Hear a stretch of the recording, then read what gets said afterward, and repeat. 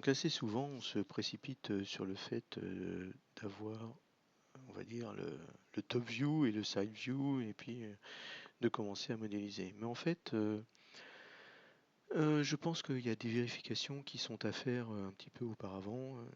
Comme je l'ai dit dans les séries autour du NKL 280, il faut vérifier la cohérence des vues en elles-mêmes.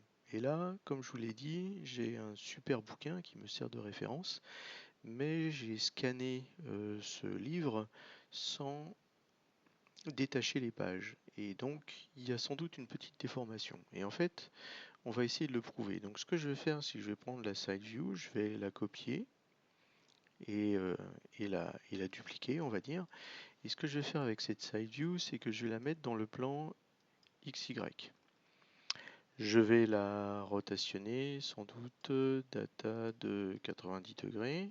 D'accord. Et là, ça veut dire que je vais pouvoir me comparer ici dans cette side view par rapport au top view. Alors pourquoi est-ce que je fais ça? Eh bien, c'est très simple. D'abord, cette vue là, je vais lui mettre une transparence de 50 par exemple, alors que ma top view, elle a une transparence de 0. Et ma side view, en termes de données, je vais le mettre directement à 0 pour la mettre au-dessus. Je vais regarder par rapport à au-dessus. Et ce que je vais faire, bien évidemment, c'est que je vais l'aligner par rapport à la top view. Puisque vous savez que ce que j'ai dit, c'est que j'avais cette ligne de référence là, d'accord, qui est intéressante pour moi. Et donc je vais essayer de l'aligner le mieux possible. Voilà. Donc là, en fait, je vais essayer de regarder par rapport au capot de l'hélice. Et en fait, on voit plusieurs choses par rapport à ça. C'est que d'une part, il y a un super gros décalage de longueur, de diamètre aussi, d'accord, par rapport au, puisque l'hélice a priori elle est circulaire. Et puis évidemment un décalage par rapport à la fin, puisque la fin ici elle m'arrive ici, alors que là elle arrive ici.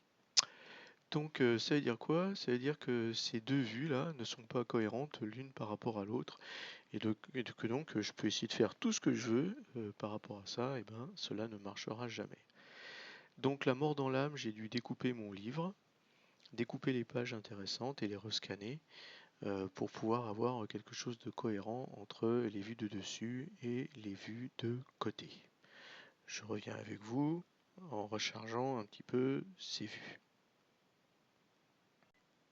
Donc là, comme indiqué, j'ai détaché mes pages, je les ai rescannées et ensuite je les ai importées dans mon document FreeCAD.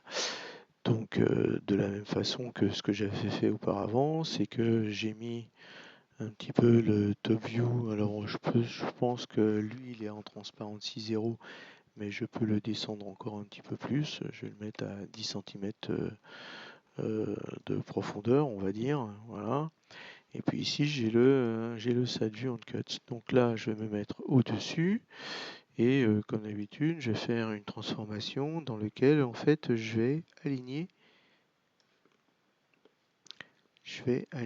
on va dire, vous voyez, la ligne de ce capot-là.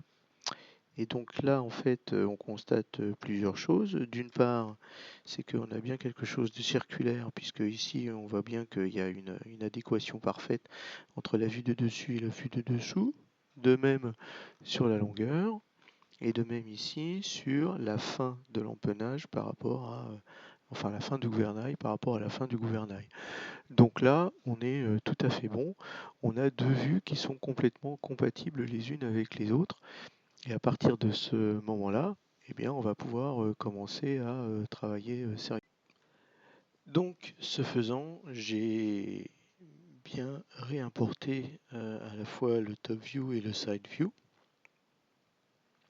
Et même si là, on dispose, on va dire, d'une publication absolument remarquable sur le renard, ce qu'on peut voir, c'est que quand on se met en top view et qu'on fait en sorte que l'envergure soit la bonne, c'est-à-dire celle qui est calculée effectivement avec 242,50, etc., eh bien on voit que on n'arrive pas à tout régler bien. C'est-à-dire que même si jamais la longueur, enfin la la longueur destinée à l'envergure en fait est bonne par rapport à ce schéma, on voit qu'en fait on n'arrive pas à avoir un alignement parfait, puisque là vous voyez que cette ligne qui est normalement l'horizontale vraie, sur lequel on peut pas tergiverser, en fait, arrive un petit peu avant ce premier décrochage, alors que de l'autre côté de l'aile, en fait, il arrive un petit peu après ce premier décrochage.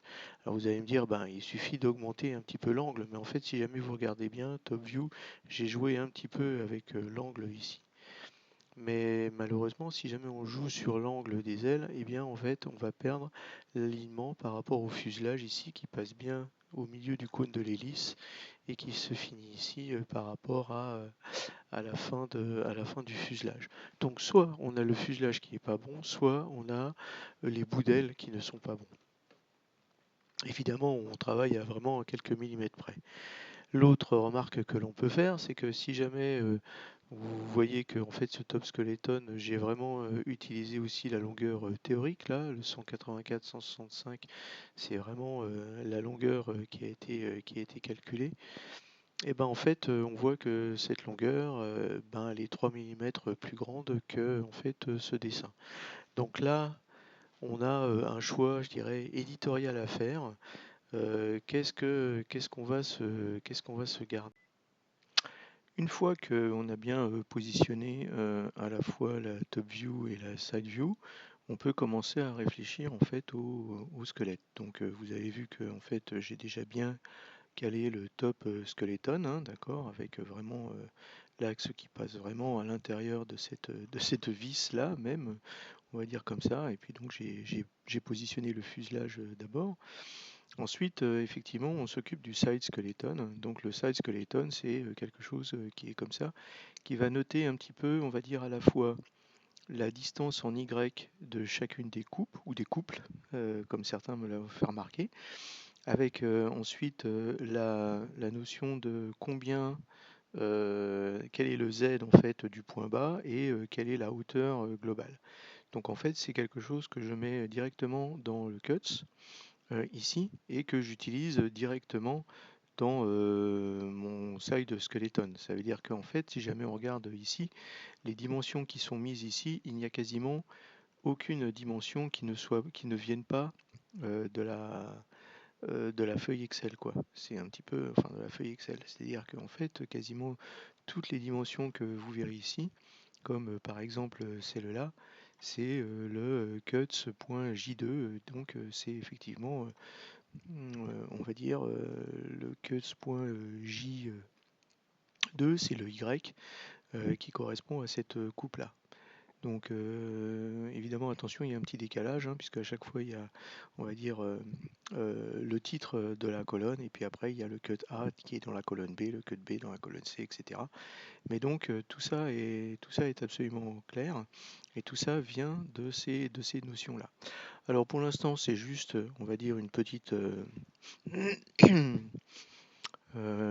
indication, mais ensuite on va regarder ce qu'on peut faire par rapport à cette vue qui offre effectivement les coupes ici, ou les couples, et donc on va essayer de mapper ces couples-là.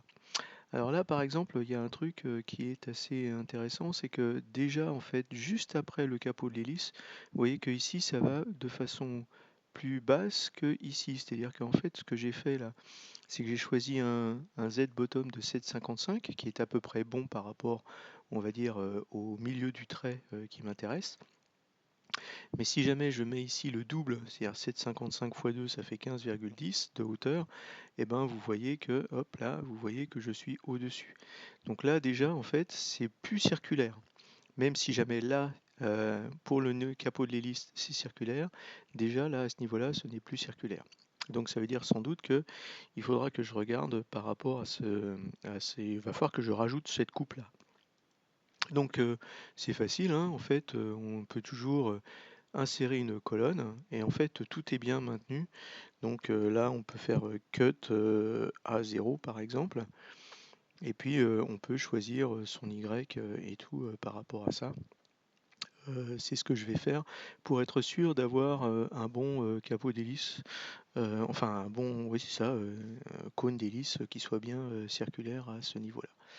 Voilà, je vais faire ça, je vais commencer à positionner les coupes et je reviens vers vous. Bien, donc ce que j'ai fait depuis la dernière fois, c'est que j'ai intégré les profils qui me serviront pour en fait avoir les notions de couple. Mais alors vous voyez qu'en fait, ou de coupe, vous voyez qu'il y a des coupes qui sont en fait d'un côté et des coupes qui sont de l'autre de à chaque fois les axes.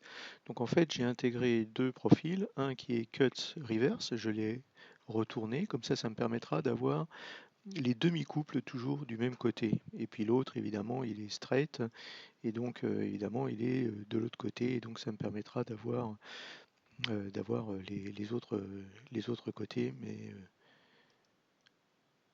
voilà.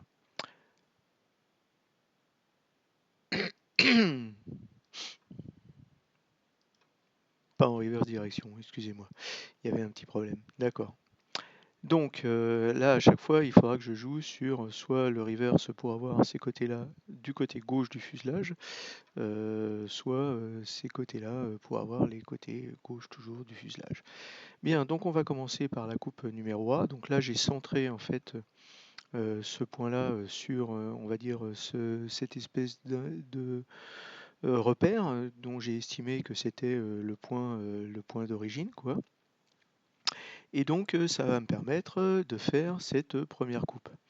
Alors cette première coupe, elle consiste en quoi? Elle consiste en une B-spline et puis évidemment une ligne droite ici qui va rejoindre le point bas et le point haut. Alors évidemment pour le point bas et le point haut, j'ai utilisé toujours mes coordonnées qu'il y a dans la sheet.